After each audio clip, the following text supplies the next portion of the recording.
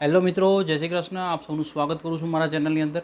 જે અત્યારે social media પર જે લગભગ લાસ્ટ 2-3 દિવસથી તમે લોકો બી જે પેનિક ફેલાયેલું છે કે જે હવેથી કેનેડામાં 70,000 સ્ટુડન્ટને ડિપોર્ટ કરાવી દેશે, કેનેડા વર્ક પરમિટ નહીં આપે, કેનેડા પીઆર નહીં આપે, જેમનું સ્ટેટસ પૂરું થવા આવ્યું છે એ લોકો માટે હેડેક વધી ગયા હતા. ત્યારે બી મેં તમને એક વાત કરી હતી એ જ પ્રમાણે કે તમારું બીજું સ્ટેટસ પૂરું થવાનું છે, તમારે એક્સટેન્ડ કેવી રીતે કરવું એના માટે હું તમને ગાઈડન્સ આપીશ. અને હજી હું તમને કહું છું કે તમારે બી એક્સટેન્ડ થાય અને એક્સટેન્ડ થઈ શકે એમ છે તમારી બી પોલિસી, જેની અંદર હું તમને વાત કરું કે ઓલરેડી કેનેડાની અંદર તમારી જ વર્ક પરમિટને તમે એક્સટેન્ડ કરી શકો છો, જેનો એક્સટેન્શન 2024 વર્ક પરમિટ એક્સટેન્શન 2024 કરીને કેનેડાએ જે પ્રોગ્રામ ઓલરેડી લોન્ચ કરી દીધો છે, જેની અંદર તમારે શું ધ્યાન રાખવાનું છે અને કયા મુદ્દાઓનું ધ્યાન રાખવાનું છે. તમારી બી જો વર્ક પરમિટ 90 ડેઝ એટલે કે મે 2024માં પતી ગઈ હોય અને એના જો 90 દિવસ હજી નથી થયા તો તમારે એપ્લિકેશન કરી શકો છો. અને બીજી વસ્તુ ખાસ એ ધ્યાન રાખજો કે જેની અંદર જો તમારી વર્ક પરમિટ પતવા આવી હોય ને 90 દિવસ બાકી હોય તો બી તમે એપ્લાય કરી દેજો.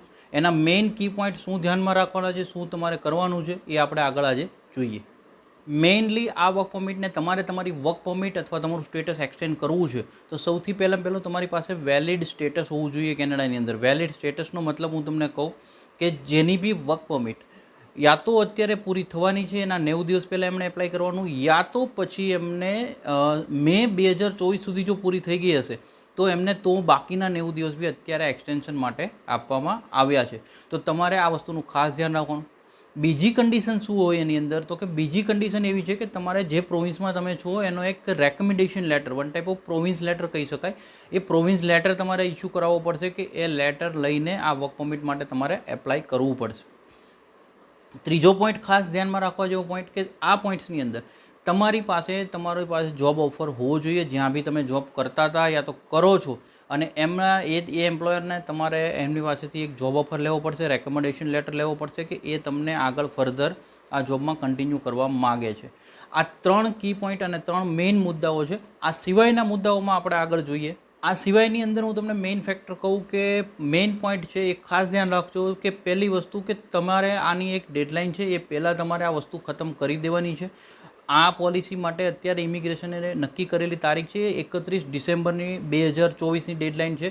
ત્યારબાદ કદાચ એમને એક્સટેન્ડ કરી બી શકે, અધરવાઇઝ આ પોલિસીને એ લોકો કન્ટિન્યુ ના બી કરે અને રિવોક બી કરી શકે છે. આ મેઇન ઇન્ફોર્મેશન છે. ખાસ તમારે આ કી પોઈન્ટ અને આ મુદ્દાઓ તમારે ધ્યાનમાં લઈ અને આ વર્ક પરમિટ તમારે એક્સટેન્શન જે છે એપ્લાય કરી દેવાનું છે. મેં જ્યારે 70,000ની વાત કરીને કે ભાઈ બધા આખું તમે સોશિયલ મીડિયામાં જોતા હતા 70,000 સ્ટુડન્ટો ડિપોર્ટ કરશે, ત્યારે બી એક વાત કીધી હતી કે એવી રીતે કોઈ કન્ટ્રી ડિપોર્ટ ના કરે. પણ અમુક મને બી કોમેન્ટો આવ્યા હતા કે અમુક લોકો એવું કહેતા હતા કે સર એવું કઈ રીતે તમે એવું લાગે છે કે ડિપોર્ટ નહીં કરે, પીએમએ સ્ટેટમેન્ટ આપ્યું. બટ મેં કીધું રીતના ઘણી બધી વસ્તુઓ મર્જ થઈ ગઈ હતી.